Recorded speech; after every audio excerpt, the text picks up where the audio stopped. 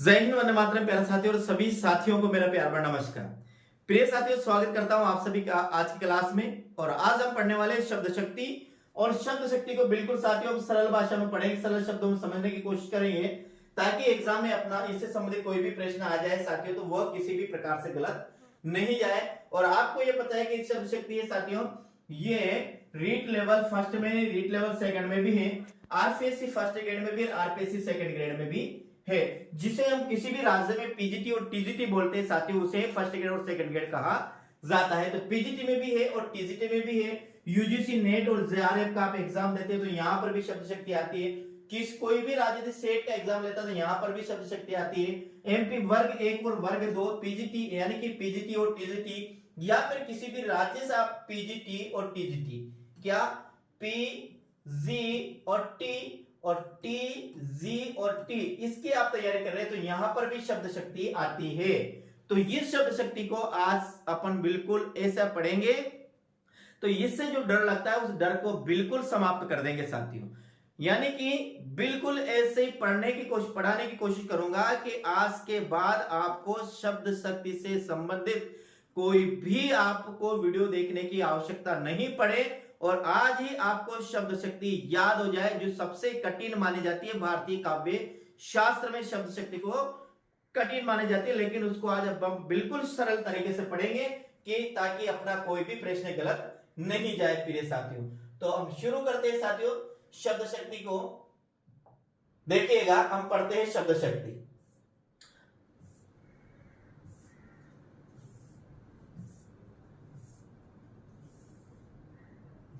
ये आती है साथियों अपनी शब्द शक्ति और हम शुरू करेंगे शब्द शक्ति को।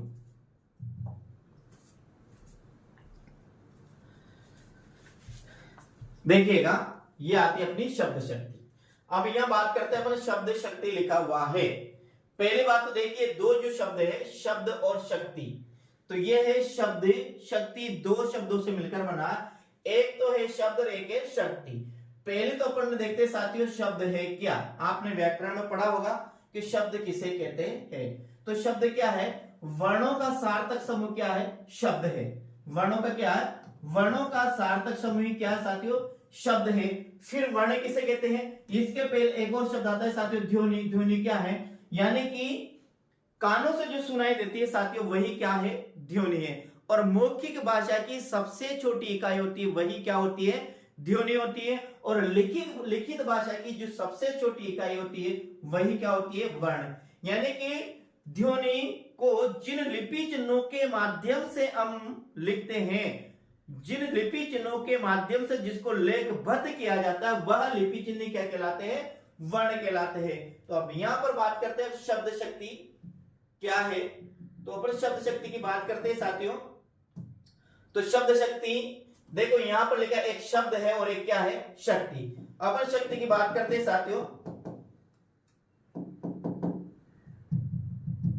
तो देखिए, शब्द शक्ति का मतलब क्या होता है? ताकत होता है। क्या होता है? ताकत होता है साथियों शब्द शक्ति का।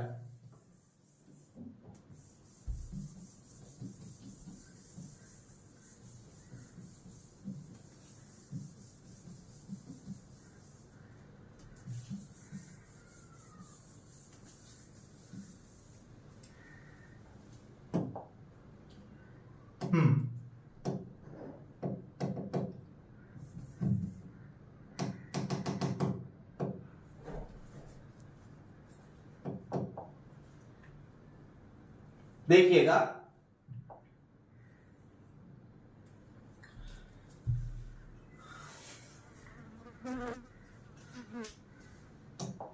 अपन बात करें शब्द शक्ति। तो शक्ति का यदि हम साधारण भाषा में बात करते हैं साथियों, तो शक्ति शक्ति करते क्या होता है?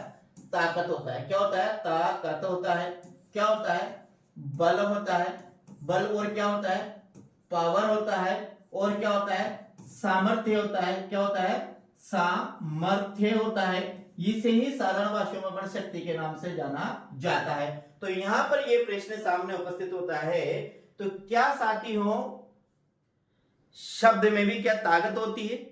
शब्द में भी क्या शक्ति होती है?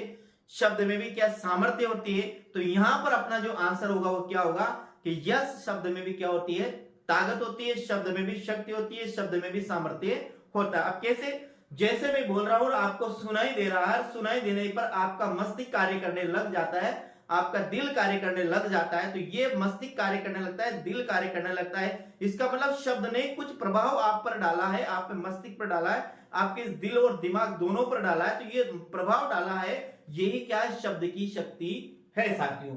एक तो ऐसे समझते हैं, एक आगे अपन बात करते हैं। तो आगे बात करें तो एक यहाँ आता है, जैसे मैंने लिखा हूं साथियों रसगुल्ला लिखा मैंने, यहां मैंने लिखा साथियों गुलाब जामुन, क्या लिखा, गुलाब जामुन लिखा है।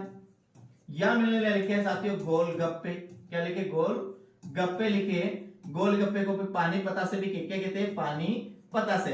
अब जैसे ही आपके रसेंद्र यानी कि आपकी जीभ ने एक गुलाब जामुन सुना और कानों ने सुना और जीभ ने इसका पुनः माने तुरंत इसका अनुभव कर लिया, गुलाब जामुन का जीभ ने तुरंत अनुभव कर लिया, गोलगप्पे का तुरंत अनुभव कर लिया कि ये कैसे लगते हैं। ये सुनने से हो सकता है अपने मुंह में तुरंत पानी है। तो यही क्या है, शब्द की शक्ति। ये अपने सामने नहीं है फिर भी इसका अनुभव हो रहा है, इसका मतलब है शब्द अपने शरीर पर, अपने दिल और दिमाग पर कुछ न कुछ प्रभाव अवश्य डाल रहे हैं। तो यह प्रभावी क्या है, यही शब्द की क्या है, शक्ति है। अब ये चीज अपने सामने तो नहीं है, लेकिन ये दृश्य बिंब अपने सामने उपस्थित हो जाता है, अपनी आंखों के सामने सुना और सुनने से जो चित्र उभर कर सामने आता है साथियों, वही क्या कहलाता है, दृश्य बिंब कहलाता है। जैसे आपने नायिका का या नायक का नाम सुना है, तो जैसे उसका नाम सुनेंगे, कोई दूसरे व्यक्ति का नाम है लेकिन उस दूसरे व्यक्ति से उस व्यक्ति का नाम आपको याद आ जाता है, तो अपने सामने वो समस्त क्रियाकलाप, वो समस्त केली क्रीड़ाएं, वो समस्त उसके साथ जो अपने पल बिताए, क्षण बिताए, वो क्षण और पल तुरंत अपने सामने उपस्थित हो जाएंगे। तो यही क्या है, शब्द की शक्ति है साथियों। अब देखिए आगे हम बात करते हैं, शब्द शक्ति का अर्थ है शब्द की शक्ति। क्या है साथियों, शब्द शक्ति का अर्थ है शब्द की शक्ति, यानी वह शक्ति जो शब्द के वास्तविक अर्थ का बोध कराए, शब्द शक्ति कहलाती है साथियों।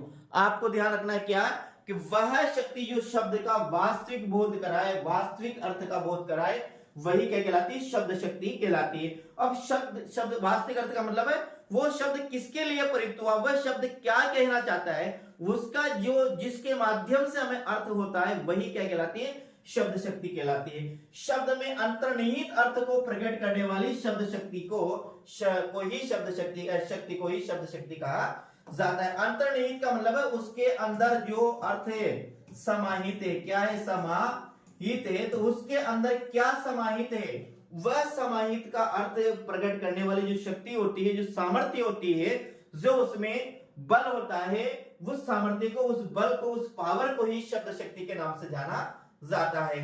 अब आगे देखिए, अर्थ को प्रकट करने वाली शब्द शक्ति को ही, अर्थ को प्रकट करने वाली शक्ति को ही शब्द शक्ति कहा जाता है। किसको, अर्थ को प्रकट करने वाली जो शक्ति होती है उसे ही शब्द शक्ति कहा जाता है। और अर्थ के आधार पर शब्द के तीन भेद होते हैं साथियों, ध्यान रखना, अर्थ के आधार पर शब्द के कितने भेद होते हैं, तीन भेद होते हैं। कौन कौन से होते हैं वो, एक वाचक होता है, एक लक्षक होता है, एक होता है व्यंजक साथियों। ध्यान रखना, एक वाचक होता है, एक लक्षक होता है, एक क्या होता है, व्यंजक। तो इनको ही क्या कहा जाता है, यानी कि अर्थ के आधार पर काव्य शास्त्र में तीन प्रकार के शब्द माने गए हैं, पहला वाचक, दूसरा लक्षक और तीसरा व्यंजक। वाचक का मतलब है वास्तविक अर्थ, क्या है, वास्तविक अर्थ। लक्ष्य का मतलब जहां वास्तविक अर्थ का बोध नहीं होकर क्या लक्षणों के आधार पर जिनका अर्थ ग्रहण किया जाता है। व्यंजक अर्थ है जहां पर ना तो वास्तविक के माध्यम से अर्थ ग्रहण किया जाता है, ना लक्षणों के आधार पर अर्थ ग्रहण किया जाता है। और तीसरे यानी कि व्यंजना के आधार, व्यंजक के आधार पर जो अर्थ ग्रहण किया जाता है वो कहलाते हैं व्यंजक शब्द साथियों। वाचक अर्थ है जहां पर पहला अर्थ ग्रहण किया जाता है वो वाचक शब्द है, जहां पर दूसरा अर्थ ग्रहण किया जाता है वो लक्षक शब्द है, और जहां पर ना तो पहला और ना ही दूसरा अर्थ ग्रहण किया जाता है, तीसरा अर्थ ग्रहण किया जाता है वो कहलाता है व्यंजक शब्द कहलाते हैं साथियों। इस बात का ध्यान रखना है। काव्य में इन तीनों शब्दों के आधार पर शब्द शक्ति के तीन भेद बताए गए हैं। किन पे, वाचक, लक्षक और व्यंजक के आधार पर काव्य शास्त्र में शब्द शक्ति के कितने भेद बताए गए, तीन भेद बताए गए, एक अभिधा, एक लक्षणा और एक क्या है, व्यंजना साथियों। एक अभिधा है, एक लक्षणा और व्यंजना है। किसमें, काव्य शास्त्र में इन तीनों शब्दों के आधार पर शब्द शक्ति के तीन भेद बताए, लक्षणा, अभिधा, लक्षणा और व्यंजना। अब यह देखते हैं, वाचक की बात करते हैं। वाचक क्या है, जिस शब्द से मुख्य अर्थ निकलता है उसे वाचक शब्द कहते हैं। यानी कि ऐसा शब्द जो वास्तविक अर्थ का बोध कराता है, मुख्य अर्थ का बोध कराता है, सांकेतिक अर्थ का बोध कराता है, मुख्य अर्थ का बोध कराता है, वास्तविक अर्थ का बोध कराता है। यानी कि पहले अर्थ का बोध कराता है, जैसे कि मैं खाना खाऊंगा, तो ये पहला अर्थ है कि मैं खाना खाऊंगा। यहां है अपने के मैं शेर हूं, ये दूसरा अर्थ है। यहां है मैं बीमार हूं, क्या हो बीमार हूं, तो बीमार तो पे ये आ जाएगा मैं। हाँ, तो देखिए यहां पर अभी व्यंजनों को बाद में पढ़ेंगे। तो यहां पर मैं खाना खाऊंगा, मैं नाचूंगा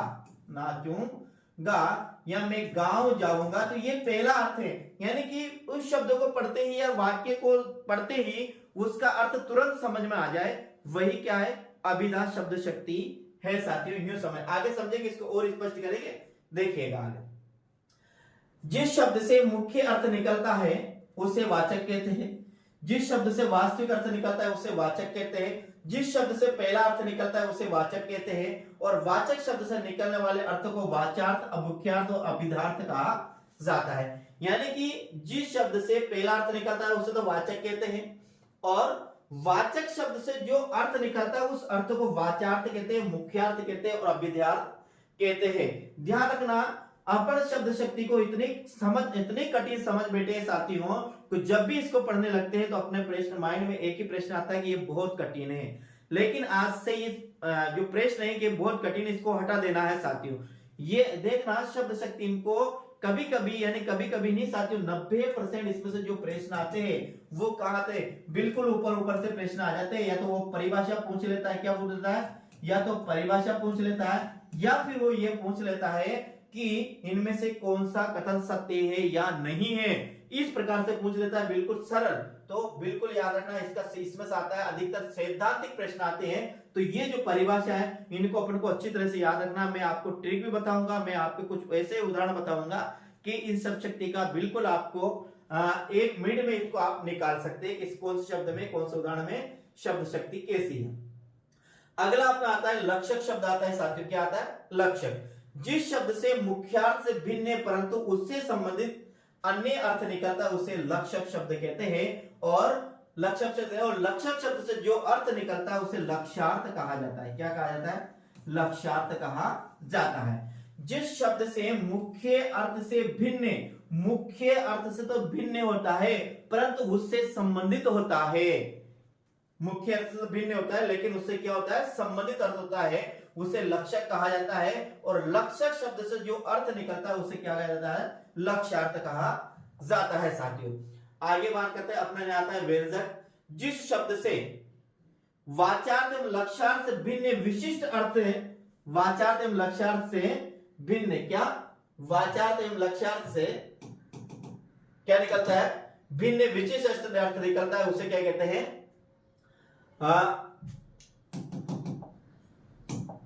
देखें व्यंजक। यानी कि जिस शब्द से वाच्यार्थ एवं लक्ष्यार्थ, जिस शब्द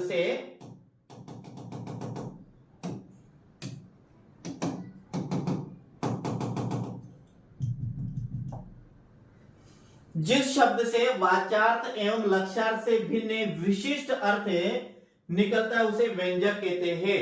और व्यंजक अर्थ निकलने, व्यंजक शब्द से जो अर्थ निकलता है उसे व्यंग्यार्थ कहते हैं। व्यंजक शब्द से जो अर्थ निकलता है उसे व्यंग्यार्थ कहते हैं। इस प्रकार से आप ध्यान रखना, इन तीनों शब्द के आधार पर ही तीनों ही शब्द शक्तियां टिकी हुई है। किस पर, वाचार्थ, वाचक, लक्षक और व्यंजक जो 3 शब्द हैं, इन तीनों शब्द से ही 3 शब्द शक्तियां बनी है। वो कौन कौन सी बनी है, वो 3 शब्द शक्तियां, एक देखिए साथियों, ये 3 प्रकार की शब्द शक्ति होती है। एक होती है अभिधा, एक होती है लक्षणा। शब्द शक्ति 3 प्रकार की होती है, एक अभिधा, एक लक्षणा और एक व्यंजना। ये 3 शब्द शक्ति के बारे में अपन को पढ़ना है, यहीं से अपने प्रश्न आएगा। अब यहां देखते हैं ये 3 शब्द शक्तियां किसके द्वारा बताई, तो आपने नाम सुना होगा, आपने कोचिंग की हो तो कोचिंग में पढ़ा होगा, लिखाया होगा लिखाने वाले ने, कि काव्य शास्त्री जिनका नाम है साथियों आचार्य मम्मट। क्या है, आचार्य मम्मट उसका नाम, उनका नाम है। आचार्य मम्मट का ग्रंथ है काव्य प्रकाश। क्या है? काव्य प्रकाश। तो आचार्य मम्मट ने अपने ग्रंथ काव्य प्रकाश में 3 प्रकार की शब्द शक्ति बताई, अभिधा, लक्षणा और व्यंजना। कितनी? 3 पर। क्या क्या है? अभिधा, लक्षणा और व्यंजना। किसने? आचार्य मम्मट ने अपने काव्य ग्रंथ जिसका नाम है काव्य प्रकाश। इस काव्य प्रकाश में 3 प्रकार की शब्द शक्तियां बताई, अभिधा, लक्षणा और व्यंजना। किसने बताई? आचार्य मम्मट, जिनका नाम था, आचार्य मम्मट के ग्रंथ का नाम है काव्य प्रकाश। क्या है? काव्य प्रकाश। इस काव्य प्रकाश में 3 शब्द शक्तियां बताई, अभिधा, लक्षणा और व्यंजना। अब यहां साथियों अपन एक एक को देखते हैं। पहले देखते हैं अब अभिधा शब्द शक्ति क्या होती है। ध्यान से देखिए, समझिएगा, बिल्कुल आपको समझ में आएगी, कोई भी प्रश्न आपका गलत नहीं जाएगा। अभिधा शब्द का अर्थ होता है स्पष्ट कथन। अभिधा शब्द का अर्थ होता है स्पष्ट कथन, यानी जिन काव्य पंक्तियों में वह गद्य हो या पद्य हो, स्पष्ट कथन कहा जाता है। जैसे को तैसा ही कहा जाता है, उसे घुमा फिरा कर नहीं कहा जाता है। तो जहां पर जैसे को तैसा कहा जाता है वहां अभिधा शब्द शक्ति हुई, और जहां घुमा फिरा कर कहा जाता है वहां पे या तो लक्षणा होती है या फिर क्या होती है? व्यंजना होती है। यानी कि मैं जो बोल रहा हूं, जहां वक्ता और श्रोता यदि स्पष्ट शब्दों में बातें करते हैं, कई बार हमने कहते हैं कि जो कहना वो स्पष्ट कहो, तो स्पष्ट कहने का मतलब अभिधा शब्द शक्ति में बात करो। देखिए, अभिधा शब्द का अर्थ है स्पष्ट कथन। क्या है? अभिधा शब्द शक्ति का स्पष्ट, वह शब्द शक्ति जो लोक प्रसिद्ध मुख्यार्थ पहला अर्थ प्रकट करती है, अभिधा शब्द शक्ति कहलाती है। यानी कि वह शब्द शक्ति जो लोक प्रसिद्ध यानी संसार में प्रसिद्ध, जिसका एक ही अर्थ हो और वह सभी को पता हो, तो ध्यान रखना, वे लोक प्रसिद्ध अर्थ प्रकट करती है। मुख्यार्थ यानी कि मुख्यार्थ का मतलब है उसका पहला ही अर्थ प्रकट करती है, वह शब्द शक्ति क्या कहलाती है? अभिधा शब्द शक्ति कहलाती है। यह परिभाषा आपको याद करनी है साथियों। क्या? कि वह शब्द शक्ति जो लोक प्रसिद्ध मुख्यार्थ या पहला अर्थ प्रकट करती है, उसे अभिधा शब्द शक्ति के नाम से जाना जाता है।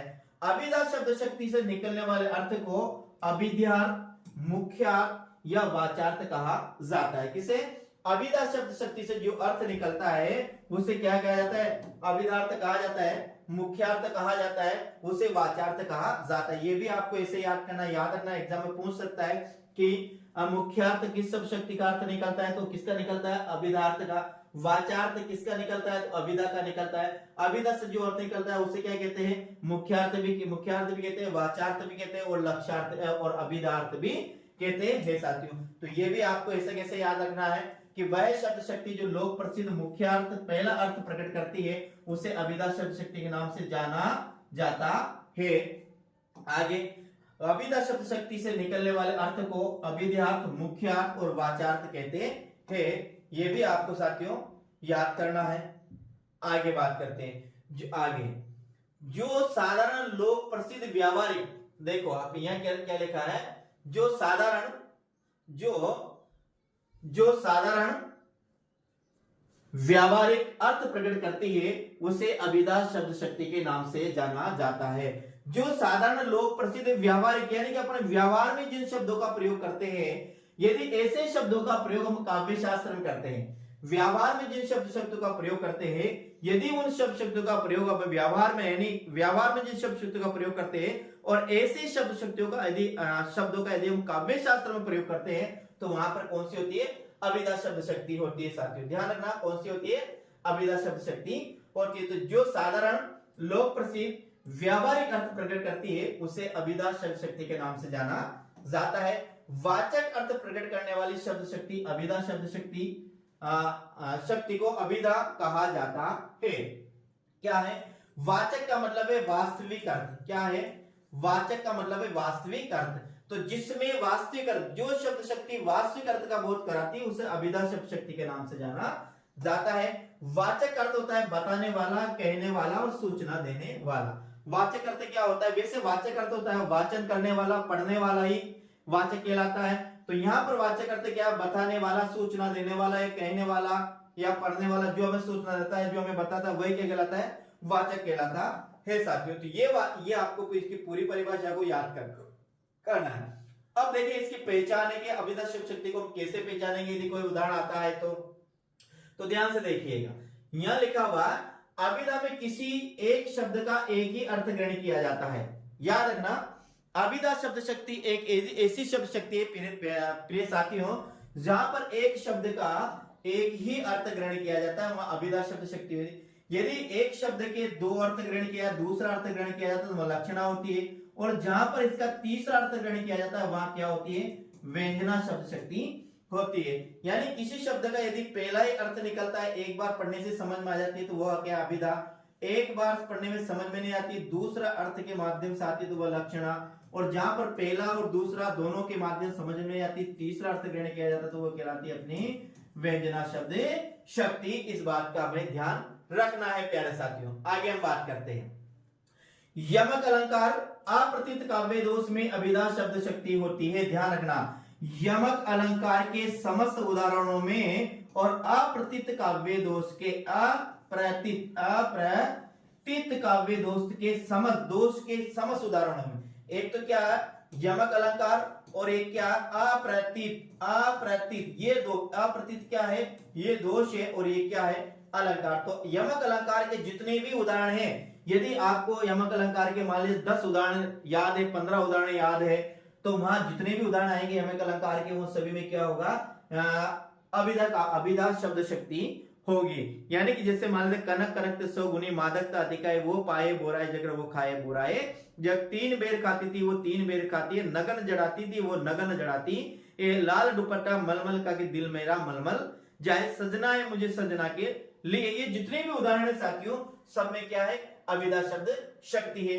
इसी प्रकार बात करते हैं काव्य अप्रतीत काव्य। तो अप्रतीत का मतलब, प्रतीत का मतलब होता है दिखाई देना, क्या होता है, दिखाई देना होता है। ए आगे लगाए तो मतलब नहीं दिखाई देना, यानी जो दिखाई नहीं देता उसे क्या कहते हैं, अप्रतीत। काव्य दोष सेकंड ग्रेड में 6 काव्य दोष है, 6 काव्य दोष एक अप्रतीत काव्य दोष भी है। यानी अप्रतीत काव्य दोष कहां पर होता है, जहां पर ऐसे शब्दों का प्रयोग किया जाता है जिनका प्रयोग या तो किसी व्यवसाय विशेष में किया जाता है, यानी विशेष व्यवसाय में किया जाता है। जिससे मान लीजिए क्रिकेट में कोई शब्द का प्रयोग किया जाए और क्रिकेट के शब्द का एकदम साधारण भाषा में बात करते हैं, भाषा में उस शब्द का प्रयोग करते हैं तो सामने वाले के समझ में नहीं आएगा। तो एक तो यह है। दूसरी बात, अप्रतीत काव्य दोष की बात, किसी योग शास्त्र में जिन शब्दों का प्रयोग किया जाता है, काव्य शास्त्र में जैसे अनुभावे विभावे संचारी भाव, अनुभावे विभावे संचारी भावे, सात्विक भावे। तो ये जो शब्द है, इन शब्दों का प्रयोग यदि अपन काव्य कहीं करते हैं साधारण भाषा में, तो वहां पर अप्रतीत काव्य दोष होता है, क्योंकि इसका अर्थ वही जान सकता है जो काव्य शास्त्र के पढ़ा है, जो काव्य शास्त्र का ज्ञाता है, वही इन शब्दों का अर्थ जान सकता है। तो यमक अलंकार के उदाहरण में, अप्रतीत काव्य दोष के उदाहरणों में, और कभी कभी उत्प्रेक्षा अलंकार के उदाहरणों में भी साथियों अभिधा शब्द शक्ति का प्रयोग होता है। दूसरी बात, रेडियो और दूरदर्शन के समाचार में भी अभिधा शब्द शक्ति का प्रयोग होता है। कोई सरकारी आदेश हो तो वहां भी अभिधा शब्द शक्ति। अब जिस सरकारी आदेश क्या है, किसे मान लेते हैं, अधिसूचना मान लेते हैं, जो अधिसूचना जो कहां प्रकाशित, अखबार में प्रकाशित होती है, या क्या स्मरण पत्र मान लेते हैं, स्मरण पत्र है, औपचारिक पत्र ये अधिसूचना है। विज्ञप्ति की बात करते हैं, क्या विज्ञप्ति की बात करते हैं, प्रेस विज्ञप्ति की बात करते हैं, अधिसूचना विज्ञप्ति, प्रेस विज्ञप्ति, ये जितने भी साथियों, इन सभी में क्या होगा, सरकारी आदेश में अभिधा शब्द शक्ति का प्रयोग होगा। औपचारिक पत्र में, औपचारिक जितने भी पत्र होते हैं साथियों, उन औपचारिक पत्रों में अभिधा शब्द शक्ति का प्रयोग होगा। शिष्ट वार्तालाप हो तो शिष्ट वार्तालाप में भी अभिधा शब्द शक्ति का प्रयोग होगा। तो आप को ध्यान रखना है, यमक अलंकार में अभिधा शब्द शक्ति, अप्रतीत काव्य दोष में अभिधा शब्द शक्ति, और कभी कभी उत्प्रेक्षा अलंकार में भी अभिधा शब्द शक्ति होती है। रेडियो और समाचार के जो समाचार होते हैं उसमें भी अभिधा शब्द शक्ति होती है। सरकारी आदेश कोई निकलता है, सरकारी सूचना कोई निकलती है, सरकारी सूचना और सरकारी आदेश जो निकलता है उसमें अभिधा शब्द शक्ति होती है। औपचारिक पत्राचार में भी अभिधा शब्द शक्ति का प्रयोग किया जाता है, और शिष्ट समाज में जो वार्तालाप किया जाता है उसमें भी अभिधा शब्द शक्ति का प्रयोग होता है साथियों। देखिए तीन उदाहरण है, तीन उदाहरण। राम पुस्तक पढ़ता है, यहाँ पहला पढ़ने पर तुरंत अर्थ समझ में आ गया। पहला है जहां पर जिस प्रकार से हम काव्य गुण पढ़ते हैं तो काव्य गुणों में आता है प्रसाद गुण। तो प्रसाद गुण की विशेषता है कि ऐसा काव्य गुण जिसको पढ़ते ही तुरंत अर्थ समझ में आ जाए वह कहलाता है, कौन सा कहलाता है, वह प्रसाद काव्य गुण कहलाता है। उसी प्रकार कोई भी काव्य पंक्ति हो, यदि जिसका अर्थ पढ़ते ही तुरंत समझ में आ जाए, उसका पहला ही अर्थ निकलता है, उसका मुख्य अर्थ निकलता है तो वहां हो जाती है कौन सी साथियों, अभिधा शब्द शक्ति। जैसे किसान खेत पर हल जो चलाता है तो बिल्कुल समझ में आ गया किसान खेत पर क्या कर रहा है, हल चल रहा है, बिल्कुल यहाँ पर स्पष्ट शब्दों में बात की जा रही है, तो यहाँ पर क्या है, अभिधा शब्द शक्ति है। बालक प्रतिदिन विद्यालय जाता है, बिल्कुल स्पष्ट शब्दों में बात की जा रही है, एक बार पढ़ने से अर्थ समझ में आ गया, तो यहाँ पर ये है अभिधा शब्द शक्ति। साथ ही साथ अपन को याद रखना है यमक अलंकार के उदाहरणों में यमक शब्द शक्ति होती है। अप्रतीत काव्य दोष के उदाहरणों में क्या होती है, अभिधा शब्द शक्ति होती है। टीवी और एक और है एक उत्प्रेक्षा अलंकार, एक क्या है, उत्प्रेक्षा अलंकार के उदाहरणों में क्या होती है, काव्य अभिधा शब्द शक्ति होती है। टीवी और रेडियो के जो समाचार आते हैं उनमें भी अभिधा शब्द शक्ति होती है। इसके बाद सरकारी जो आदेश होते हैं उनमें भी अभिधा शब्द शक्ति होती है। औपचारिक पत्राचार क्या है, औपचारिक जो पत्राचार है वहां पर भी अभिधा शब्द शक्ति होती है। और शिष्ट समाज में यदि शिष्ट वार्तालाप किया जाता है तो शिष्ट वार्तालाप में भी, यानी जहां पर शुद्ध और साहित्यिक अच्छी भाषा का प्रयोग किया जाता है, व्याकरण संबद्ध भाषा का प्रयोग किया जाता है, वहां पर भी कौन सी अभिधा शब्द शक्ति होती है। तो ये अपन को याद रखना है साथियों। आगे हम बात करते हैं, आगे अपनी शब्द शक्ति आती है, वो आती है लक्षणा शब्द शक्ति। क्या आती है, लक्षणा शब्द शक्ति। अब देखिए लक्षणा शब्द शक्ति जो आया है तो क्या लक्षणा से अर्थ निकलता है लक्षणों के आधार पर जहां पर ज्ञान होता है वह लक्षणा शब्द शक्ति कहलाती है। जैसे मान लिया कि मान लेंगे, जैसे मान लेते हैं कि कोई भी व्यक्ति के बारे में करते हैं कि वह तो शेर है। अब वह शेर तो नहीं है, लेकिन शेर के गुणों में और उसके शेर में जो गुण है, निडरता है, साहस है, बल है, वो उसमें मिलते हैं। तो शेर से तुलना उसकी कर रहे हैं, तो शेर के गुण और उस व्यक्ति में कुछ न कुछ गुण मिल रहे हैं, तो उस गुणों के माध्यम से दोनों में जो तुलना की जाती है तो लक्षण का आधार है, अर्थ है लक्षणों के आधार पर किसी में किसी के तुलना करना। यानी कि जिससे हम तुलना कर रहे हैं, जिसकी हम उपमा दे रहे हैं, तो वह उपमा उस लक्षणों के आधार पर ही हम दे रहे हैं, तो वही क्या होगी, लक्षणा शब्द शक्ति होगी। मान ले किसी ने कहा कि तुम तो सब एकदम ऐश्वर्या जैसी लगती हो, तुम तो एकदम ऋतिक रोशन जैसे लगते हैं, तुम तो एकदम अभिषेक बच्चन की तरह लगते हो, तुम तो सचिन तेंदुलकर की तरह खेलते हो। तो यानी कि उनके गुण कुछ ना कुछ अपने समाहित है, तो उन गुणों के आधार पर अपनी जो तुलना की जाती है वही क्या कहलाती है, लक्षणा शब्द शक्ति कहलाती है। लक्षणा शब्द शक्ति का अर्थ है उद्देश्य या लक्ष्य। उद्देश्य या लक्ष्य है किस उद्देश्य के आधार पर वाक्य बोल रहे हैं, यानी उस वाक्य में कौन सा उद्देश्य छिपा हुआ है, किस लक्ष्य को आधार बनाकर हम उसकी तुलना कर रहे हैं, तो वह क्या कहला, वह क्या है, लक्षणा का शाब्दिक अर्थ उद्देश्य या लक्ष्य होता है। साधारण सामान्य अर्थ से भिन्न दूसरा अर्थ का ज्ञान कराने वाली शब्द शक्ति लक्षणा शब्द शक्ति कहलाती है। जहां पर साधारण अर्थ के माध्यम से किसी का ज्ञान नहीं हो पाता है, सामान्य अर्थ के माध्यम से ज्ञान नहीं निकलता है, तो फिर दूसरे अर्थ के माध्यम से उसका ज्ञान कराया जाता है, वही क्या कहलाती है, लक्षणा शब्द शक्ति कहलाती है। जहां पर पहले अर्थ के माध्यम से उसका वास्तविक अर्थ का पता नहीं चल पाता है, तो दूसरे अर्थ के माध्यम से उसका वास्तविक अर्थ का जो पता लगाते हैं वही क्या है, लक्षणा शब्द शक्ति। जैसे मान लीजिए मैंने लिख दिया राधा तो एकदम नीरी गायें, क्या है, नीरी गायें, नीरी गायें का मतलब राधा एकदम सीधी है, राधा एकदम सीधी है। यहां मैंने लिख दिया कि गोपाल तो गधा है, गोपाल तो, अब गोपाल गधा तो नहीं है, लेकिन गोपाल में गधे जैसे क्या है, गुण है, तो यह गधे की गोपाल से तुलना की गई है, तो यहाँ पर क्या है, लक्षणों के आधार पर यदि कोई बात कही जाती है तो वहां होती है लक्षणा शब्द शक्ति। पहला अर्थ ग्रहण नहीं करके दूसरा अर्थ ग्रहण किया जाता है, ये परिभाषा आपको याद है, ये आपको याद रखना है, ये भी आपको याद रखना है। कभी कभी सत्य असत्य ऐसे भी प्रश्न पूछ सकता है कि निम्न में से कौन सा कथन सत्य नहीं है, लक्षणा शब्द शक्ति के संबंध में निम्न से कौन सा कथन सत्य नहीं, ऐसे आपको ध्यान रखना है। तो पहला अर्थ ग्रहण नहीं करके दूसरा अर्थ ग्रहण किया जाता है। मुख्यार्थ ग्रहण नहीं करने पर, मुख्यार्थ ग्रहण करने पर बाधा उपस्थित होती है, यानी कि मुख्यार्थ, मुख्य का पहला उसका वास्तविक अर्थ ग्रहण करने में क्या होती है, बाधा उपस्थित होती है। अब जैसे कैसे मैंने ने लिख दिया, क्या लिख दिया मैंने कि मुकेश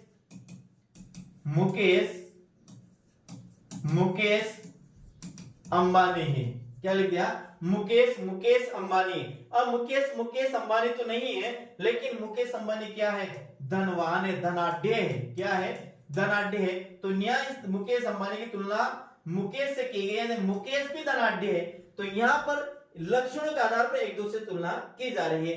जैसे एक और मान लेते हैं अपन यहां पर सतीश क्या है, सतीश शेर है, सतीश हाथी है, सतीश कौवा है, सतीश उल्लू है। तो यहाँ पर ये शेर के गुण इसमें है, हाथी के गुण इसमें है, या कौवे के गुण इसमें, या उल्लू के गुण इसमें है। तो इसके आधार पर गुणों के लक्षणों के आधार पर दोनों में तुलना की जा रही है। तो जहां पर मुख्यार्थ अर्थ ग्रहण करने पर बाधा है, मुख्यार्थ ग्रहण करने पर बाधा उपस्थित होती है, यानी उसका मुख्य अर्थ क्या है यही समझ में नहीं आता है, तो फिर उसका क्या है अपन को दूसरा अर्थ ग्रहण करना पड़ेगा। मुख्यार्थ के स्थान पर आरोपित या प्रयोजन के आधार पर अर्थ ग्रहण किया जाता है। जहां पर मुख्यार्थ ग्रहण नहीं करने पर उसका आरोपित यानी कि आरोप के आधार पर, प्रयोजन के आधार पर, उद्देश्य के आधार पर उसका अर्थ ग्रहण किया जाता है। किसमें? लक्षणा शब्द शक्ति में। तो चारों याद रखना, साधारण और सामान्य अर्थ से भिन्न दूसरा अर्थ का ज्ञान कराने वाली शब्द शक्ति ही लक्षणा शब्द शक्ति है। पहला अर्थ ग्रहण नहीं कर दूसरा अर्थ ग्रहण किया जाता है। इसमें मुख्यार्थ ग्रहण नहीं करने, मुख्यार्थ ग्रहण करने पर बाधा उत्पन्न होती है। इसमें मुख्यार्थ के स्थान पर आरोपित अर्थ ग्रहण किया जाता है। मुख्यार्थ के आधार, मुख्यार्थ के स्थान पर प्रयोजन के आधार पर अर्थ ग्रहण किया जाता है। वही क्या है? लक्षणा शब्द शक्ति है। अब आगे हम बात करते हैं, लक्षणा शब्द शक्ति के दो भेद होते हैं। कितने होते हैं? ध्यान रखना, लक्षणा शब्द शक्ति के दो भेद होते हैं। कौन कौन से दो भेद होते हैं साथियों? ध्यान रखना, एक होती है उपादान लक्षणा, एक होती है लक्षण लक्षणा। उपादान लक्षणा को प्रयोजनवादी लक्षणा भी कहते हैं और लक्षण लक्षणा को रूढ़ि लक्षणा भी कहते हैं। इसे ध्यान रखना साथियों। यहां पर आपको इस बात का ध्यान रखना है कि जो हम पढ़ रहे हैं साथियों, इतना ही आपको याद करना है। लक्षणा शब्द शक्ति के किसी ने साथियों 36 भेद बताए, किसी ने 6 बताए, किसी ने 18 बताए, किसी ने और 20 बताए, किसी ने कितने बताए। तो इन भेदों के चक्कर में आपको नहीं पढ़ना है, इन भेदों के चक्कर में आपको नहीं पढ़ना है। इस भेदों के चक्कर में आप पढ़ेंगे साथियों तो आप हमेशा इस शब्द शक्ति में चक्कर ही खाते रहेंगे, यानी कि आपको इसमें नहीं उलझना है। ये बस आपको आधी से अधिक पढ़ना है। तो ये दो भेद तक आप पढ़ सकते हैं, इसके आगे आपको नहीं पढ़ना है। इसके आगे प्रश्न भी नहीं आएगा, क्योंकि यदि प्रश्न वो घुमा फिरा कर रहेगा साथियों तो वो फिर क्या वो डिलीट होने के कगार पर जाता है, क्योंकि उसमें और भी शब्द शक्ति उसमें समाहित हो सकती है साथियों। तो आपको ध्यान रखना है, केवल दो भेद याद करना है। क्या कि लक्षणा शब्द शक्ति के दो भेद होते हैं। एक होती है उपादान लक्षणा जिसे प्रयोजनवादी लक्षणा भी कहा जाता है, एक होती है लक्षण लक्षणा जिसे रूढ़ि लक्षणा भी कहा जाता है। कैसे याद करेंगे? देखिए इसको याद करेंगे, यहाँ लिखेंगे उ और यहाँ लिखेंगे पे, यहाँ लिखेंगे रू और यहाँ लिखेंगे ले, ऐसे याद करेंगे। तो उ से तो बनेगा उपादान, पे से बनेगा प्रयोजन, रू से बनेगा रूढ़ि और ले से बनेगा लक्षणा। इस प्रकार से आप इसको याद रख सकते हैं कि लक्षणा शब्द शक्ति कितने भेद होते हैं। तो अपन यहाँ लिख सकते हैं, एक होता है उप, एक होता है रूल होता है। तो उ से तो बनेगा उपादान, पे से बनेगा प्रयोजन, रू से बनेगा रूढ़ि और ले से बनेगा लक्षणा। यानी कि जिसे उपादान कहा जाता है उसे ही प्रयोजनवादी कहा जाता है, जिसे लक्षण लक्षणा कहा जाता है उसे ही रूढ़ि लक्षणा कहा जाता है। तो ये इतना जरूर आपको ध्यान रखना है। आगे देखिएगा, अब हम एक एक को पढ़ते हैं। पहले अपने पास आती है साथी उपादान लक्षणा। कौन सी आती है? पहले अपने पास आती है उपादान लक्षणा या प्रयोजनवादी लक्षणा। तो उपादान लक्षणा या प्रयोजनवादी लक्षणा किसे कहते हैं? जहां लक्ष्यार्थ और वाचार्थ दोनों सम्मिलित हो, अर्थात मुख्यार्थ और वाचार्थ का संबंध हो, अर्थात जहां वाचार्थ सर्वदा परित्यक्त नहीं होता है। ध्यान रखना। अब क्या है, जहां पर एक तो क्या वाचार्थ, वाचार्थ का मतलब अभिधा शब्द शक्ति, और क्या एक लक्ष्यार्थ, क्या है लक्ष्यार्थ, ये दोनों ही सम्मिलित हो, दोनों ही क्या हो? सम्मिलित हो। अर्थात जब मुख्यार्थ होता है वो सर्वथा परित्यक्त नहीं किया जाता है। यानी कि ऐसी शब्द शक्ति उपादान या उपादान लक्षणा या प्रयोजनवादी लक्षणा ऐसी शब्द शक्ति होती है जहां पर मुख्यार्थ भी होता है उस शब्द से, उस वाक्य में, और वाचार्थ भी होता है उस वाक्य में। यानी वाचार्थ और मुख्यार्थ दोनों का जो सम्मिलित रूप होता है वही क्या होती है? उपादान लक्षणा या प्रयोजनवादी लक्षणा होती है। जहां वाचार्थ सर्वदा परित्यक्त नहीं होता है वह उपादानवादी लक्षणा या प्रयोजनवादी लक्षणा कहलाती है। साथियों ये बात आपको ध्यान रखना है प्रिय साथियों। ये आपको ऐसे कैसे याद करना है, कभी कभी याद आता है कि उपादान लक्षणा या प्रयोजनवादी लक्षणा के संबंध में सत्य कथन नहीं है। क्या है? सत्य कथन नहीं है। तो फिर आपको ऐसे ही वहां पर चार कथन आएंगे, ए, बे, से और दे, ऐसे चार कथन आएंगे। तो आपको ये भी आपको याद करना है। दूसरी बात अधिकांश उपादान या प्रयोजनवादी लक्षणों में रूपक अलंकार और उपमा अलंकार का प्रयोग होता है। अब ध्यान रखना, उपादान में उ से उपमा याद रखना, उपमा अलंकार और रूपक अलंकार के उदाहरणों में क्या होती है? पहली बात तो लक्षणा शब्द शक्ति होती है। यदि लक्षणा नहीं दे रखी तो फिर आपको इसके भेद याद रखना है कि वहां पर क्या होती है? उपादान लक्षणा या प्रयोजनवादी लक्षणा शब्द शक्ति होती है। आपको उपादान में पे से याद रखना है, कहा? उपमा अलंकार के उदाहरणों में और रूपक अलंकार के उदाहरणों में कौन सी होती है? उपादान लक्षणा होती है, लक्षण या प्रयोजनवादी लक्षणा होती है। कैसे? उसे याद रखना है आपको, उपमा अलंकार, और एक याद रखना है रूपक अलंकार। क्या रखना है? रूपक अलंकार। दोनों उदाहरणों में क्या होती है? उपादान लक्षणा शब्द शक्ति का प्रयोग होता है। इसके पहले अपन ने देखा यमक अलंकार में किसका प्रयोग होता है? अभिधा लक्षणा अभिधा होती है। और अप्रतीत काव्य दोष में क्या होती है? अभिधा होती है। रेडियो और टीवी के समाचारों में क्या होती है? अभिधा होती है। और एक के बाद सरकारी आदेश में, किसमें? सरकारी आदेश में क्या होती है? अभिधा होती है। औपचारिक समाचार पत्रों में क्या होती है? अभिधा होती है। शिष्ट वार्तालाप में क्या होती है? अभिधा होती है। तो ये तो होती है साथियों अभिधा शब्द शक्ति। हाँ, अभिधा शब्द। एक और बात आते, और अभिधा कहां पर? उत्प्रेक्ष अलंकार के उदाहरणों में कौन सी होती है? अभिधा होती है। तो यहाँ याद रखना। अब क्या बचा अपने पास? अपने पास उसे याद रखना है, अपने को रखना है उपमा, और एक रखना है साथियों रूपक। यानी कि इन दोनों के उदाहरण में कौन सी होती है? उपादान लक्षणा या प्रयोजनवादी लक्षणा होती है। आगे हम बात करते हैं, अपना आती है लक्षण लक्षणा। लक्षण ये जे नहीं है, ये मैं यहां से साथियों ये लिखा गया है, लिखाई में आ गया है, इसके लिए आप इसको काट दिए। लक्षण और लक्षणा जिसे रूढ़ि लक्षणा भी कहते हैं। जहां लक्ष्यार्थ में वाचार्थ सम्मिलित नहीं हो अर्थात वाचार्थ सर्वदा परित्यक्त हो, वहां होती है लक्षण लक्षणा। यानी जहां पर लक्ष्यार्थ और वाचार्थ एकदम परित्यक्त हो, किसी से लक्ष्यार्थ का वाचार्थ से बिल्कुल संबंध नहीं होता है और वाचार्थ का लक्ष्यार्थ से बिल्कुल संबंध नहीं होता है, यहाँ पर लक्ष्यार्थ वाचार्थ को बिल्कुल त्याग दिया जाता है, छोड़ दिया जाता है, तो वहां पर होती है लक्षण लक्षणा या रूढ़ि लक्षणा। आपको इसको ऐसे कैसे याद करना है? जहां लक्ष्यार्थ में वाचार्थ सम्मिलित नहीं हो अर्थात वाचार्थ सर्वदा परित्यक्त हो जाता है, वहां पर कहलाती है लक्षण लक्षणा या रूढ़ि लक्षणा। जहां किसी रूढ़ी या परंपरा के आधार पर अर्थ ग्रहण किया जाता है, रूढ़ी का मतलब है जो पहले से चली आ रही जो परंपरा होती है उसे रूढ़ी कहा जाता है। तो जहां पर किसी रूढ़ी या परंपरा के आधार, किसी रीति के आधार पर यदि जहां पर अर्थ ग्रहण किया जाता है तो वहां पर क्या होती है? लक्षण लक्षणा या रूढ़ि लक्षणा होती है। आगे देखिए, लोकोक्ति और मुहावरों में लक्षणा शब्द शक्ति का प्रयोग होता है। आपको ध्यान रखना, जहां पर यदि आपके एग्जाम में लोकोक्ति आ जाती है, लोकोक्ति कोई सी भी लोकोक्ति आ जाती है, कोई सा भी मुहावरा आ जाता है, एक सवाल जितने भी आपने मुहावरे पढ़ रखे हैं और जितने भी आपने लोकोक्तियां पढ़ रखी है, उसमें से यदि कोई लोकोक्ति और मुहावरा एग्जाम में आ जाता है तो आपको लक्षण लक्षणा का चयन करना है, रूढ़ि लक्षणा का चयन करना है। और ये दोनों नहीं है तो आपको फिर लक्षणा शब्द शक्ति का चयन करना है साथियों, ध्यान रखिएगा। देखिए रूपक है, एक तो है उपमा अलंकार और एक है रूपक अलंकार। यहाँ तो क्या होगी? यहाँ होगी उपादान लक्षणा या प्रयोजनवादी लक्षणा। और यदि लोकोक्ति और मुहावरे है, क्या लोकोक्ति और मुहावरे है, तो यहाँ पर क्या होगी? लक्षण लक्षणा या रूढ़ि लक्षणा। ये आपको ध्यान रखना। लोकोक्ति और मुहावरे में पहले बार तो अपन लक्षणा का चयन करेंगे और यदि ऑप्शन में लक्षणा नहीं है तो फिर लक्षण लक्षणा या रूढ़ि लक्षणा का चयन करेंगे साथियों। जैसे यहाँ बात मान लिया लिखा है, 7 उदाहरण है, इनके माध्यम से इनको समझते हैं। दूसरी बात देखो, यहाँ और उदाहरण क्यों नहीं लिखे? यहाँ लोकोक्ति और मुहावरे में इसका प्रयोग होता है। राजस्थान वीर है, यानी इसके पहले अर्थ में क्या है? बाधा उपस्थित होती है, दूसरा अर्थ इसका ग्रहण किया जाए। राजस्थान वीर नहीं है, लेकिन यहाँ पर राजस्थान में निवास करने वाले लोग क्या है? वीर है, तो इसको ये कहा कि राजस्थान वीर है, यानी कि पहले अर्थ में बाधा उपस्थित हो रही है। यहाँ वीर, राजस्थान वीर का मतलब है यहाँ लेंगे राजस्थान में निवास करने वाले लोग क्या है? वीर है। तो यहाँ लोग आता तो ये पहला अर्थ है, लेकिन ये लोग नहीं है। यहाँ शब्द में जो अंतर्निहित है अर्थ है वो छिपा हुआ है, तो छिपे हुए अर्थ जो निकाला जा रहा है वो क्या है? यहाँ पर लक्षणा शब्द शक्ति है। लक्षणा कौन सी? लक्षण लक्षणा।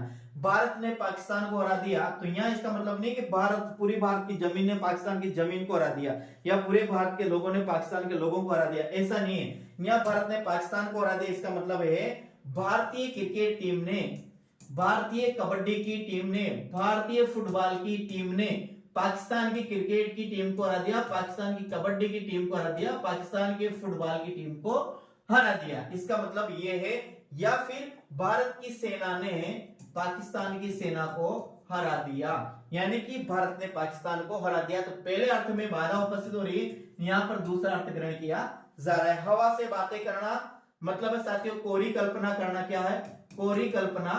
क्या कोरी कल्पना करना? हवा से बातें करने का मतलब है बहुत ज्यादा कोरी कल्पना करना, वही क्या कहलाते हैं? हवा से बातें कल्पना करना। यानी कि लोकोक्ति और क्या है मुहावरे में कौन सी होगी? लक्षण लक्षणा होगी या रूढ़ि लक्षणा होगी। पेपर देखते ही पसीना आना, पसीना आने का मतलब पहले अर्थ में बाधा है। पसीना आने का मतलब है यहां पर चक्कर आना या फिर घबरा जाना। पसीना आने का मतलब है घबरा जाना या चक्कर आना। वहां लाठियां चल रही, लाठियां नहीं चलती क्योंकि निर्जीव है। वहां लाठियां चलने का मतलब वहां पर लड़ाई हो रही है दो पक्षों के बीच में। लाठियां कहां चलती है? जहां पर लड़ाई होती है। तो यहाँ पर पहला अर्थ में क्या बाधा उपस्थित है, दूसरा अर्थ ग्रहण किया जा रहा है, यानी कि वहां पर क्या हो रही है? वहां पर लड़ाई हो रही है। आगे हरिश्चंद्र मत बनो, यानी हरिश्चंद्र बनने का मतलब है यहाँ पर सत्यवादी मत बनो, सत्यवादी मत बनो। तो यहाँ हरिश्चंद्र का मतलब है बाधा उपस्थित हो रही है, यानी कि यहाँ अर्थ क्या निकल रहा है? सत्यवादी अर्थ निकल रहा है साथियों, इस बात का ध्यान रहा। आगे बढ़वागी आगे बढ़वागी ते बड़ी है आगे पेट की। ये पंक्तियां साथियों ये है तुलसीदास की और ये लिखी कवितावली से। किससे लिखी? कवितावली, गीतावली, दोहावली, विनय पत्रिका, रामलला, नचेऊ, रामचरितमानस, ये हाँ हनुमान बाहु की जितनी भी रचना है साथियों, दोहावली है, ये जितनी भी है ये किसकी रचना है? ये तुलसीदास की रचना है। देखो ये तुलसीदास ने जो कवितावली लिखी है, तो कवितावली में ये बहुत बड़ी बात की है, यहां ध्यान समझना। आगी बढ़वागी ते बड़ी है आगी पेट की, यानी कि तुलसीदास ने कवितावली में कहा है कि अपनी जो पेट की अग्नि है, ये पेट की अग्नि दावा नल और बड़वा नल से भी बड़ी अग्नि है। यानी संसार के समस्त जितनी भी अग्नियां आग है, सबसे बड़ी आग है वो पेट की आग है। पेट की आग का मतलब है भूख साथियों। क्या है? पेट की आग का मतलब है भूख। यानी मानव के पेट में यदि भूख लग रही है या किसी प्राणी को भूख लगी है साथियों, तो भूख को मिटाने के लिए वह कुछ भी कर सकता है साथियों।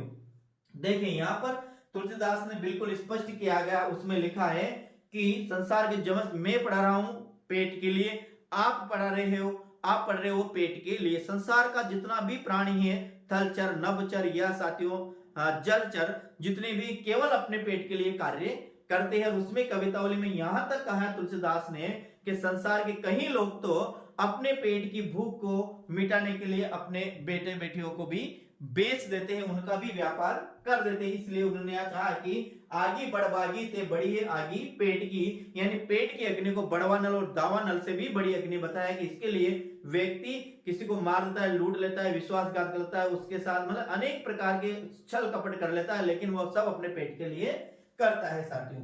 आगे देखिएगा, आगे हम बात करते हैं अपनी आती व्यंजना शक्ति। व्यंजना का मतलब व्यंजना करना, इसका अर्थ नहीं मान लेते चुगली करना।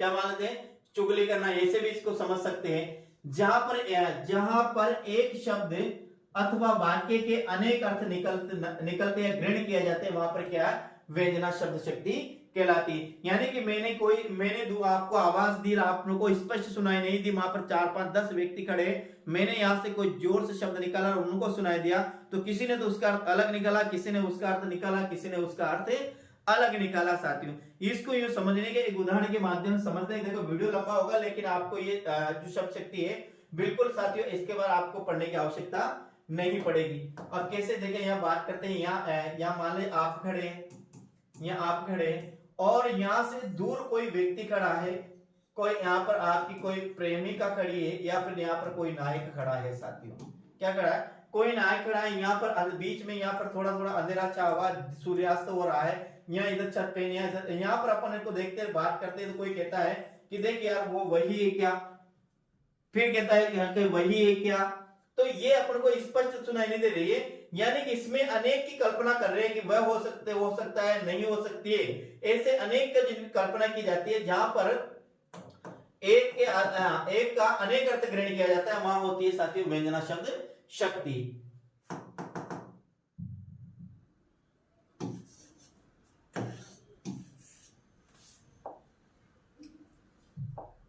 देखिएगा, आगे हम बात करते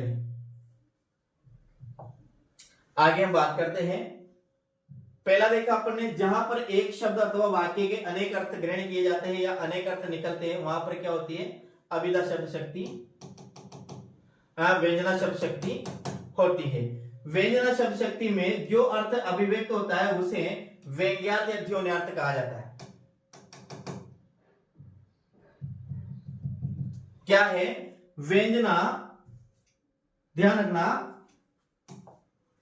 व्यंजना शब्द शक्ति में जो अर्थ, व्यंजना शक्ति में जो अर्थ अभिव्यक्त होता है या जो अर्थ निकलता है, क्या है? जो अर्थ निकलता है उसे व्यंग्यार्थ या ध्वन्यार्थ कहते हैं। उसे क्या कहते हैं? व्यंग्यार्थ या ध्वन्यार्थ कहते हैं। साथियों, ये बात आपको ध्यान रखना है। व्यंग्यार्थ या ध्वन्यार्थ कहते हैं। ये व्यंग्यार्थ जिस शब्द में रहता है उसे व्यंजक कहते हैं। अब ये देखिए, व्यंजक क्या है, व्यंग्यार्थ क्या है, ध्वन्यार्थ क्या है? तो व्यंजना शक्ति में जो अर्थ अभिव्यक्त होता है यानी जो अर्थ निकलता है उसे तो व्यंग्यार्थ कहते हैं या उसे ध्वन्यार्थ कहते हैं। और ये ध्वन्यार्थ जिस शब्द में रहता है उस शब्द को व्यंजक कहते हैं। ये याद रखना साथियों, इस प्रकार से आपको इसे याद करना है। जहां अभिधा व लक्षणा से अर्थ नहीं जाना जाता हो तब उसका अर्थ निकालने वाली शक्ति शब्द शक्ति व्यंजना शब्द शक्ति कहलाती। कहने का मतलब है, जहां पर अभिधा के माध्यम से अर्थ नहीं जाना जा सकता है, जहां लक्षणा के माध्यम से अर्थ नहीं जाना जा सकता है, दोनों के माध्यम से अर्थ नहीं जान सकते हैं, फिर अर्थ कराती है वो जो तीसरी शब्द शक्ति के माध्यम से जो अर्थ जाना जाता है वही व्यंजना शब्द शक्ति कहलाती है। यानी जहां पर अर्थ ज्ञान कराने में अभिधा भी असमर्थ रहती है, जहां पर ज्ञान करना पर लक्षणा भी असमर्थ हो जाती है, फिर जिस शब्द शक्ति के माध्यम से आप अर्थ को ग्रहण करते हैं वही शब्द शक्ति क्या कहलाती है? व्यंजना शब्द शक्ति कहलाती है। तो पहला, जहां पर एक शब्द अथवा वाक्य के अनेक अर्थ निकलते हैं या ग्रहण किए जाते हैं, व्यंजना शब्द शक्ति कहलाती है। व्यंजना शब्द शक्ति में जो अर्थ अभिव्यक्त होता है उसे तो व्यंग्यार्थ या ध्वन्यार्थ कहते हैं।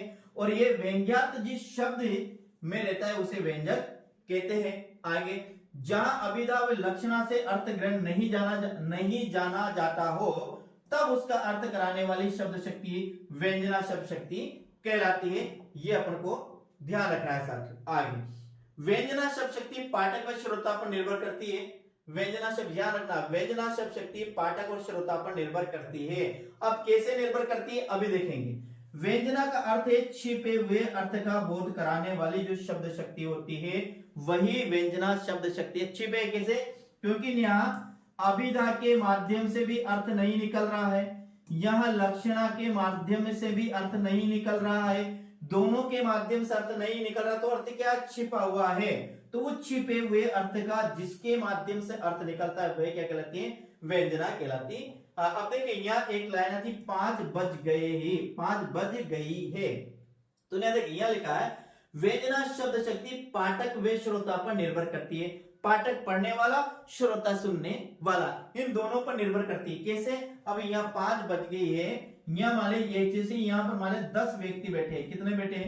10 व्यक्ति बैठे और किसी ने कहा 5 बज गई है, यानी एक चौराहा है या कोई भी जगह है जहां पर चबूतरा है, 10 व्यक्ति बैठे हैं और 10 में से किसी ने आकर दूसरे ने कहा कि 5 बज गए, जिसमें साथियों एक मैं भी हूं और आप भी हो, यहाँ मजदूर भी है, यहाँ पंडित भी है, यहाँ मौलवी भी है, यहाँ और भी कई है। तो जैसे 5 बज गई तो मैं तो ये सोचूंगा कि मुझे क्लास लेना है, 5 बज गई, मैं लेट हो जाऊंगा, तो मैंने मेरे साथ शर्त लगाया। यदि आप है तो आप इस 5 का अर्थ लगाएंगे, 5 बज गई, मेरे पढ़ने का टाइम हो गया। ये मजदूर लगेगा 5 बज गई, मेरे छुट्टी का टाइम हो गया। क्या हो गया? छुट्टी का टाइम हो गया, मुझे घर जाना है। पंडित अर्थ लगाएंगे 5 बज गई, मंदिर में पूजा का समय हो गया, मंदिर में अर्चना का समय हो गया। मौलवी अर्थ लगाएंगे 5 बज गई, मुझे मस्जिद में अजान करना है। तो जहां पर ऐसी शब्द शक्ति जो पाठक और श्रोता पर निर्भर करती है, यानी जिस शब्द के अनेक अर्थ निकलते हैं, अनेक अर्थ दीपक जला दो, दीपक जला दो मतलब एक तो ये उजाला कर दो, अंधेरा हो रहा है। एक दीपक जला दो मतलब पूजा कर दो, भगवान की पूजा नहीं किए। दीपक जला दो का मतलब उन्नति करना, यानी अपने परिवार के लिए दीपक जला दो। एक ही शब्द के, एक ही वाक्य के 3 से 4 अर्थ निकल रहे हैं। तो जहां पर ऐसे शब्द या ऐसे वाक्य आता है जिसके 3 से 4 या अनेक अर्थ निकलता है, या इसमें अनेकार्थ शब्दों का प्रयोग होता है। किसमें? अब किसमें? व्यंजना शब्द शक्ति में अनेकार्थ शब्दों का प्रयोग होता है। आगे हम बात करते हैं। हाँ, व्यंजना शब्द शक्ति के 2 भेद होते हैं। जिस प्रकार से लक्षणा शब्द शक्ति के 2 भेद होते हैं, उसी प्रकार व्यंजना शब्द शक्ति के भी कितने भेद होते हैं? 2 भेद होते हैं। कौन कौन से होते हैं? जिस प्रकार लक्षणा का अपन ने पढ़ा, एक तो पढ़ा उप और एक पढ़ा अपन ने रूल। किसके? व्यंजना। उप से बनेगा उपादान वादी लक्षण, उपादान लक्षणा। पे से बनेगा प्रयोजनवादी लक्षणा। रू से बनेगा साथियों रूढ़ी लक्षणा, और ले से बनेगा लक्षण लक्षणा। इस प्रकार से ये लक्षणा के जो 2 भेद होते हैं, उसी प्रकार साथियों व्यंजना के भी 2 भेद होते हैं। एक होती है आर्थिक व्यंजना, एक होती है शाब्दिक व्यंजना। आर्थिक व्यंजना का होता है जहां पर अर्थ में निहित हो। शाब्दिक व्यंजना का मतलब है शब्दों में निहित हो। यहाँ शब्दों में निहित का मतलब यह है यदि उस शब्द को हटा देने से उसके स्थान पर पर्याय शब्द रख दिया जाए तो आर्थिक व्यंजना समाप्त हो जाती है, शाब्दिक व्यंजना समाप्त हो जाती है। और आर्थिक व्यंजना करते हैं कि शब्द को हटा देने पर भी उसका अर्थ समाप्त नहीं होता है, वो आर्थिक व्यंजना कहलाती है। शाब्दिक व्यंजना में शेष से याद रखना, श्लेष अलंकार, यानी श्लेष अलंकार के जितने भी उदाहरण होंगे वहां पर क्या होगी? शाब्दिक व्यंजना होगी साथियों। आगे लिखिए, आते शाब्दिक व्यंजना। देखिएगा, जब व्यंजना शब्दों में हो, किसमें हो? शब्द में हो, और शब्द का पर्याय रख देने से व्यंग्यार्थ समाप्त हो जाता है, वहां शाब्दिक व्यंजना कहलाती है। श्लेष अलंकार में शाब्दिक व्यंजना होती है। अब ये ध्यान रखना आपको कि जहां पर कैसे याद रखेंगे आप? शेष से याद रखेंगे आप, श्लेष अलंकार क्या रखेंगे? शेष से याद रखेंगे श्लेष अलंकार। जहां पर जितने भी श्लेष अलंकार के उदाहरण हैं, तो श्लेष अलंकार की जहां पर भी आपको उदाहरण देखने मिले, आपको शाब्दिक व्यंजना का चयन करना है साथियों, सीधा सा। जहां व्यंजना शब्दों में हो, शब्द का पर्याय रख देने से व्यंग्यार्थ समाप्त हो जाता है, वहां पर उसे शाब्दिक व्यंजना कहते हैं। श्लेष अलंकार में शाब्दिक व्यंजना का प्रयोग होता है, ये ध्यान रखना। देखिए अपन ने पहले था कि यमक अलंकार में कौन सी होती है? अभिधा शब्द शक्ति, अभिधा शब्द शक्ति होती है।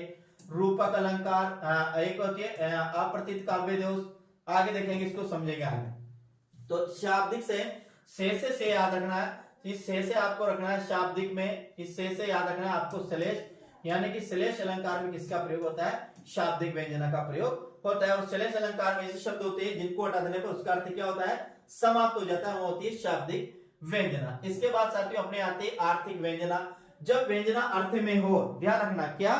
जब व्यंजना किसमें हो? अर्थ में हो।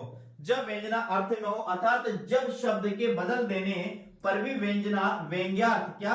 व्यंग्यार्थ निकलता हो, वहां आर्थिक व्यंजना होती है। यानी कि कोई भी शब्द मान लेते हैं साथियों, जैसे मान लेते हैं यहाँ वृक्ष भानुजा है, वृक्ष भानुजा स्थान पर अपन राधा रख देते हैं साथियों, तो वृक्ष भानुजा का जो अर्थ है वो समाप्त हो जाता है। तो यह वृक्ष भानुजा मत क्या आगा? यहाँ शाब्दिक व्यंजना आगा, राधा में आगा साथियों आर्थिक व्यंजना। यानी आर्थिक व्यंजना में ऐसे शब्दों का प्रयोग होता है जिनको हटा देने पर भी उसके अर्थ पर कोई प्रभाव नहीं पड़ता है, तो वहां तो होगी आर्थिक व्यंजना। और जहां पर शब्दों को हटा देने पर यदि उसका पर्याय रख दिया जाए तो वहां पर क्या होगी? शाब्दिक व्यंजना। जहां शब्द बदल देने पर भी व्यंग्यार्थ समाप्त नहीं हो, वहां पर आर्थिक व्यंजना होती है। अनेकार्थ शब्दों का प्रयोग होता है, किसका होता है? अनेकार्थ शब्दों का प्रयोग जहां पर होता है वहां कहलाती है साथियों कौन? आर्थिक व्यंजना कहलाती है। तो इस प्रकार से अपन ने आज पढ़ा है शब्द शक्ति। शब्द शक्ति के 3 भेद होते हैं साथियों, एक बार पुनः देखिएगा। कितने भेद होते हैं शब्द शक्ति के? 3 भेद होते हैं शब्द शक्ति के। कौन कौन से होते हैं? पहला अपन ने देखा अभिधा। क्या देखा? अभिधा। अभिधा से आपको याद रखना, एक तो यमक अलंकार में क्या होती है? अभिधा होती है। एक अप्रतीत काव्य दोष में क्या होती है? अप्रतीत काव्य दोष में क्या होती है? अभिधा होती है। एक उत्प्रेक्षा अलंकार के उदाहरणों में भी लगभग क्या होती है साथियों? अभिधा शब्द शक्ति होती है। एक क्या होती है? एक टीवी और रेडियो के जो समाचार आते हैं उन समाचारों की जो भाषा में भी क्या होती है? अभिधा शब्द शक्ति होती है। एक सरकारी आदेश में भी क्या होती है साथियों? अभिधा शब्द शक्ति होती है। एक औपचारिक पत्राचार में भी क्या होती है? अभिधा शब्द शक्ति होती है। और एक कहां पर होती है? शिष्ट वार्तालाप होता है, वहां पर भी अभिधा शब्द शक्ति होती है। इसके बाद साथियों अपने आती है लक्षणा शब्द शक्ति। लक्षणा के 2 भेद होते हैं, एक होती है साथियों उपादान लक्षणा, या होती है प्रयोजनवादी लक्षणा। एक होती है साथियों रूढ़ि लक्षणा, या एक होती है लक्षण लक्षणा। तो उपादान लक्षणा कहां पर होगी, ध्यान है साथियों, उपादान लक्षणा होगी, एक तो होगी रूपक अलंकार और उपमा अलंकार, यानी उपमा अलंकार और रूपक अलंकार में क्या होगी, उपादान लक्षणा होगी, है नहीं। और रूढ़ि लक्षणा में क्या होगी साथियों, रूढ़ि लक्षण में आएंगे लोकोक्ति और मुहावरे का प्रयोग, जहां पर होगा वो होगी रूढ़ि लक्षण। इसके बाद साथियों अपना आती है व्यंजना शब्द शक्ति। व्यंजना शब्द शक्ति दो भेद होते हैं, एक होती है साथियों शाब्दिक शब्द शक्ति और एक होती है आर्थिक शब्द शक्ति। शाब्दिक शब्द शक्ति में श्लेष अलंकार का प्रयोग होता है और आर्थिक में साथियों अनेकार्थ शब्दों का प्रयोग होता है। इतना भी आपको याद रखें, इनकी परिभाषा आपको याद है साथियों, तो आपका शब्द शक्ति से संबंधित मेरा मानना है कि कोई भी प्रश्न गलत नहीं जाएगा, प्रत्येक प्रश्न आपका सही जाएगा। तो उम्मीद करता हूं साथियों को आपको ये अच्छी लगी होगी, कैसी लगी कमेंट के माध्यम से जरूर पता कर जाएगा। और उम्मीद करता हूं साथियों को आपके पास ये वीडियो पहुंचेंगे तो आप चैनल को जरूर सब्सक्राइब करेंगे और इतना शेयर करेंगे साथियों को, प्रत्येक साथी के, आपके जितने भी साथी सभी के मोबाइल में ये वीडियो पहुंचना चाहिए, आपके WhatsApp group, Telegram group, Facebook, मेरा मानना है आप सब जाके इसको निश्चित रूप से शेयर करेंगे। और क्यों नहीं साथियों, अब निश्चित आपको बिल्कुल ये करना चाहिए, क्योंकि मैं आपसे बहुत आशा रखता हूं, बहुत अपेक्षा रखता हूं सर। तो ठीक है प्रिय साथियों, मिलते हैं अगले वीडियो में। जय हिंद, वंदे मातरम, राम राम साथियों।